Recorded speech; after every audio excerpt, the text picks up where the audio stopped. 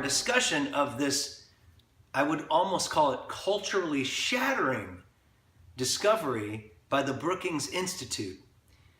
They found through exhaustive research 3 powerful, empowering, incredible things that can guarantee in America that you will not live in poverty, guarantee success. And those 3 simple things are, number 1, graduate from high school. It's free for everybody. Number 2, don't get pregnant before you're married or in a very committed, supportive relationship. A choice everyone can make. And number 3, get a job, any job. That's it. That's it. And this is, to me, such positive news. It reflects so much on our culture and our country and how blessed we are to live here and be here. But we have to ask the question, why isn't this trumpeted from all of the news channels? Because it's so empowering to recognize and realize what we can do, how simple it is, how we can move into a life that is very successful and very comfortable in this country with these 3 simple steps. And they're all basically choices that we can all make. And the Brookings Institute discovered these 3 steps. The research that they did shows that the results are colorblind. That it does not matter the color of your skin, your ethnicity, and it doesn't matter where you began in life. These 3 things in America, you have a 98% chance of finding yourself in middle class or even upper middle class if you follow these 3 things. So this is part 2. If you haven't seen part 1, there's a link in the description below. But let us continue in the middle here of our discussion, which goes to some pretty amazing places. Let's join us now. Absolutely, that element of it, and we should never lose sight of it. But as you know, Barry, by any definition of poverty, I grew up in poverty. There's no other way to define or to characterize the state of my childhood. Yeah. And I never as I've thought about that, I've never for a second blamed society, felt that there was something wrong with society, felt that there was something that needed to be fixed out there. It never even occurred to me. I somehow knew that others were doing better, lots better, than my little family was doing, my 2 brothers and I.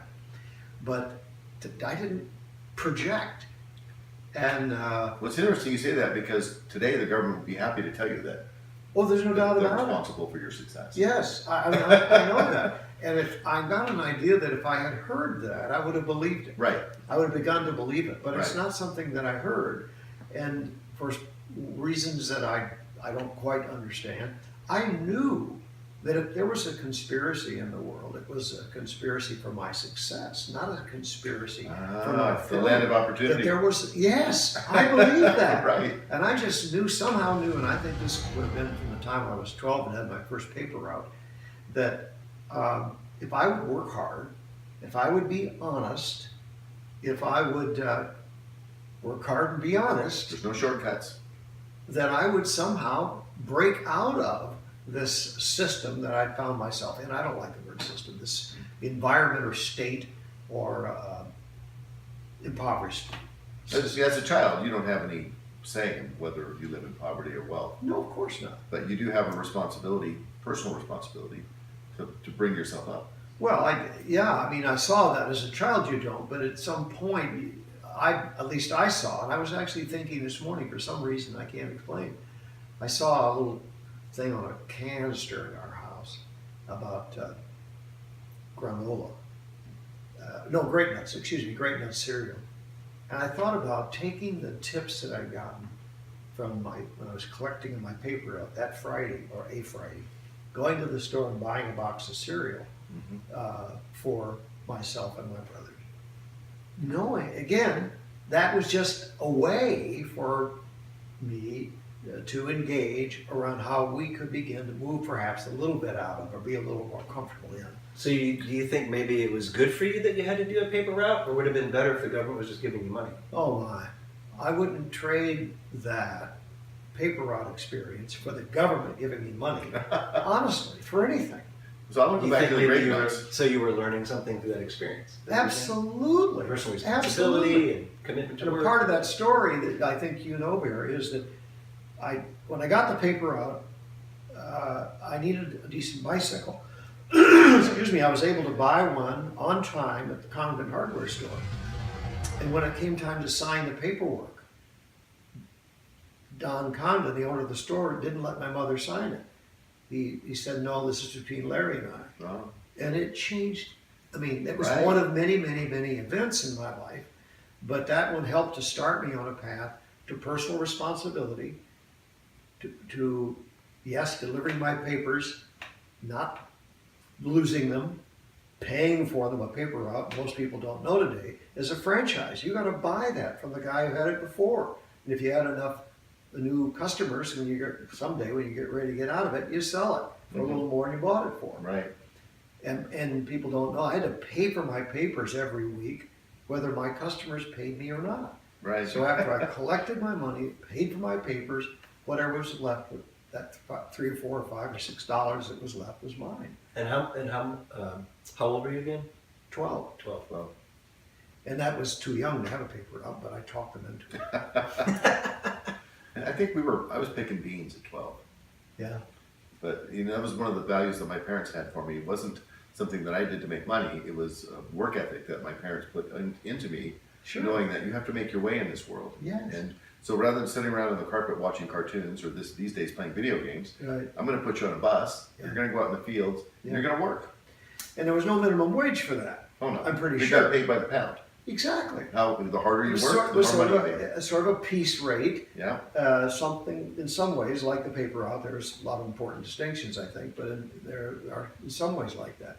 I'll never forget a minister's wife in Virginia when I got older, who told me that she was so glad her son never had to have a paper route. Oh, And when I heard it, I didn't say anything, but I thought to myself, you really don't understand right. the benefit or the advantage or the values that can come from working early, having responsibility, financial responsibility early, and seeing the results.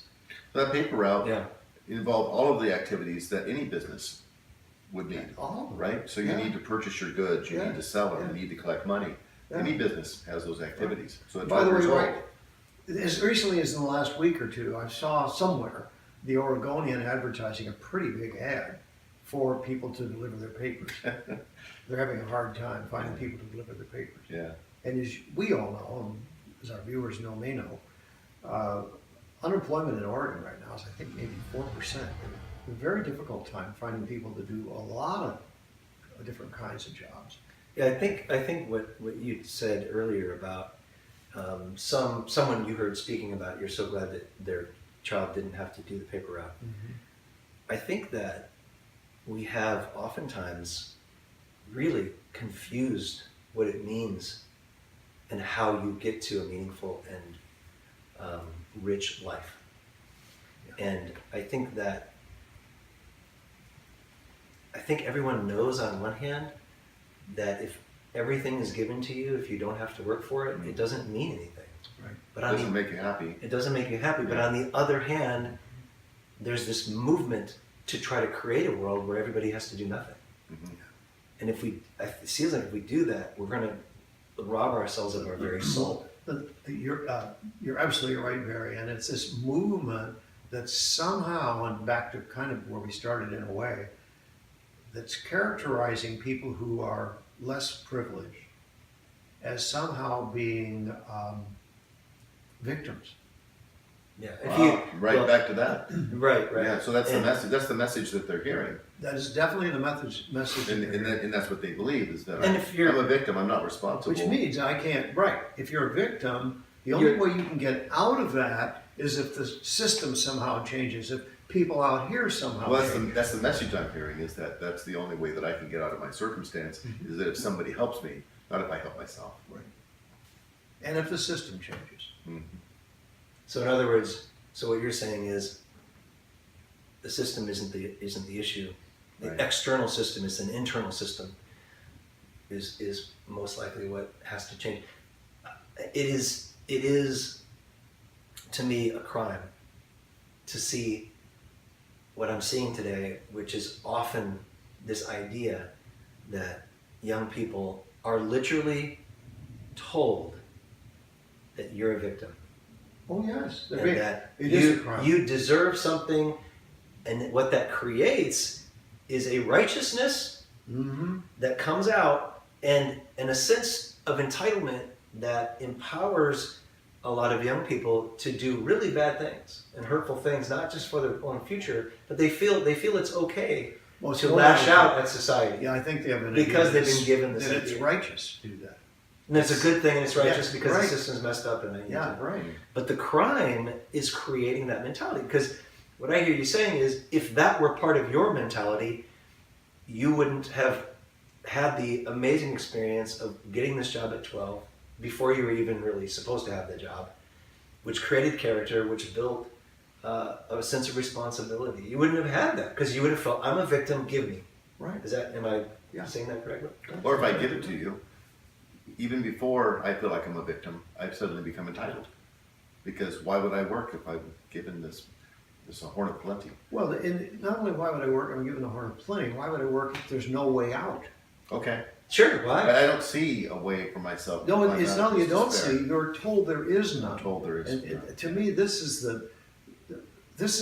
unless this changes, and I believe that it has become a part of our worldview, not our worldview, but a part of a big part of our society's worldview. And I mean a pretty good sized part of our society's worldview. That if you're not doing well, it's nothing you did wrong. Well, you may have done a few things wrong, but you did those things wrong because society sort of set you up, sort of created the environment where you had to do things wrong, or where no matter how hard you tried, you couldn't get ahead anyway. Like you couldn't graduate from school, you had to get pregnant before you were married, and you couldn't get a full-time job. Well, yeah, and those things are kind of natural, and why would we? And even if you did, and there's that, I think there's that element. Even if you did, you're still stuck, and it's not your fault. So does that Even if you lead, did does that those lead to an environment then where lying, cheating, and stealing become the norm? Or at least accepted? Well, within- because you're a victim and it's not your fault. So yes, lying, stealing, and cheating is fair, maybe. Right, that's how Seen from that, if that's- you're- that's the only There's no I way can- out without it. I suspect. Right, the desperation and the belief, there's no belief that I can climb out of my circumstance by myself, so I must lie and cheat and steal. Well, it's in fact the other people who set it up, who are successful, by the way, by whatever means that we define success, our viewers and you and us. They're successful because somehow they've lied and cheated And stole. and stolen. And that model, again, which I believe is a pretty dominant model in our world today, in America today, isn't a model that ever entered my mind. I never thought for a second that people who were, I might have thought they were snobs in some cases, I did, but I never thought of them as being, they're successful. Oh, of course they are, because they took advantage of me. Right. Absurd. I never. And even if, and what I think about this concept, it's really interesting because obviously, in general, it's not true. In some cases, it is. Some people have cheated and lied and got more sure. success. Sure. But it's the exception, not the rule. But what I think is really interesting and a take home from this discussion for me is that even if it were true, let's just say it was true that most people were successful because they lied, cheated, and steal, even though it's not. But let's just say it were true. I think that if you believe what you believe, which is they didn't do this to me, it doesn't even matter if it was true, you still would have made your way out of it because you had your mindset that it didn't matter. Yeah. That's how powerful a state of mind can be. Right. Yeah. Even if society agree. is against So you. if I I'm agree with faster you. I and agree with you, smarter and Barry. work harder than anybody Yeah. else, I will be successful. See, that was a belief that I had. I always had that I can work harder, I can, well, why couldn't I work harder? Right. Sure. And that as guy- most people, I mean, yeah, I could do that. And he can try to work harder than I do. Yeah. That's fine. And so I think you're right about that, Barry. And we need to always remember that our worldview, which is I think a part of what we're talking about. In other words, our attitude, our worldview, our belief about how powerful I am makes more difference than anything. Than anything that could be looked at Anything. here. Yes, That's kind. I mean, it relates to this study for sure. it does. It's so simple. I mean, obviously, he's Ron Haskins, who is behind this study. He did say, I didn't mention this before, when the results came, he literally said he was astonished. Mm. He said he just couldn't believe it. It's too simple. It's too simple. It's too obvious. And believe but- me, as you said at the outset, it isn't being talked about. No. So It's if not. everybody got a high school education and got a job, then we would all be successful. That's what it says. There'd be no poverty. There'd be no poverty. There'd be no poverty. Right. There pretty much wouldn't be. I mean, what they said is you're only Well, 2%, I guess. you'd have 2%. However, I think maybe we can agree that if everyone did these three things, graduated from high school, waiting until they were married before they had children, got a job, that would probably almost go down nearly to zero. But Simply Barry- because the more who raise up, the more you take others with you. But Barry, I don't want to do that job. I don't want to work at McDonald's. Yeah, who would? I don't want to pick beans. I don't want to have a paper route, for God's sakes. Yes, for sure. That's Well, work. That's you hard shouldn't, work. because it's it's raining outside. No, it's not. It's It's snowing. freezing outside. Hey, Well, for I'm you, talking guys. Michigan. And John, you shouldn't, because that's beneath you. right, Just it go is home. beneath me. I'm and- entitled. My parents have a corner office. I should have a corner office. And Most parents who have corner offices know that they paid a little price to get there. And they're going to probably tell you that you're going to have to too, but maybe not. I don't know. I see. It seems like there's a pattern that oftentimes wealth skips a generation because of the entitlement that sometimes children feel growing up I know. with an excess. Yeah, I know. I mean, that doesn't have to happen. I don't know if that's No, the rule, certainly. but I see it, Yeah, I know. from time to time. It's difficult. Yeah. it is. Third generation is even more difficult. Right. Yeah. Just is. Yeah. And I think all of us can take this to heart in our own way. What does it mean for us as individuals what does it mean to take personal responsibility more in all of our lives? What can I do? If we What get can to the you place do? where we can get that in every part of our lives, and one of the things that I know you teach, Barry, and I teach is this simple idea. When things don't go perfectly, and things don't go perfectly for all of us, if not every day, at least every week, there's something that isn't ideal in our lives. If we can respond to that instead of saying, they did it, he did it, it's her fault, it's his fault, and say, what part did I play in this? That simple question. What part did I play in this? And sometimes it's hard to see. Yeah. But And often even if it's I didn't communicate clearly, I didn't follow through, Right. or whatever it may have been, we can move to next levels. To If next we level. say, if we say, yeah, he did it, yeah, she did it, yeah, they did it, then there's no way out for us unless they change. And they're not going to change. So let me just say, in my personal experience, and I'm not wealthy by any means, but I am quite happy with where I am in life. And I graduated from high school. Well, I didn't have children until I was married at 32, and I had a job when I was 14. there you go. I mean, in my personal experience, I think that this study holds true. But I would argue to say that you are wealthy, but that's Okay. it's a relative Right, term. okay. I would. But- You're a part of the 1%, I can assure you. If we're talking about world's population, you World might be a part population. of 1/10 of 1%. But I'm also wealthy in my relationships and with my yes. environment, with the things that I Absolutely. surround myself with. Yeah. So And it's not just the amount of money I put on my tax Of course return. not. Right. Right. And that's a whole other subject, isn't it? But I think it's tied together.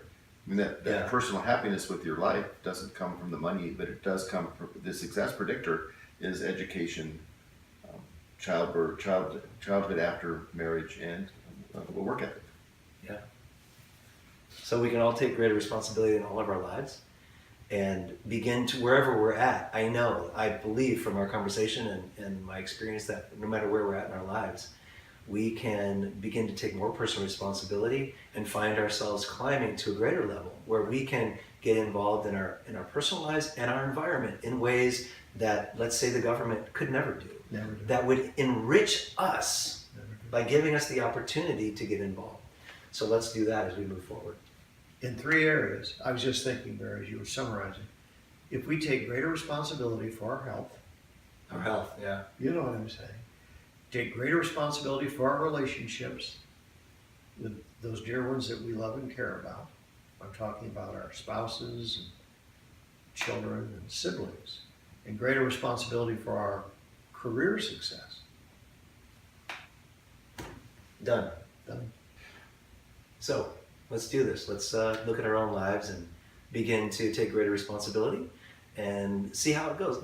Do it as an experiment in your own life. Just watch what might happen. See if some magic happens. And even if for some reason there is something against you, what would happen if in our mind we decided it's not that way, that I have enough power in my own consciousness and my own choices and my own decisions to overcome almost anything? What would happen?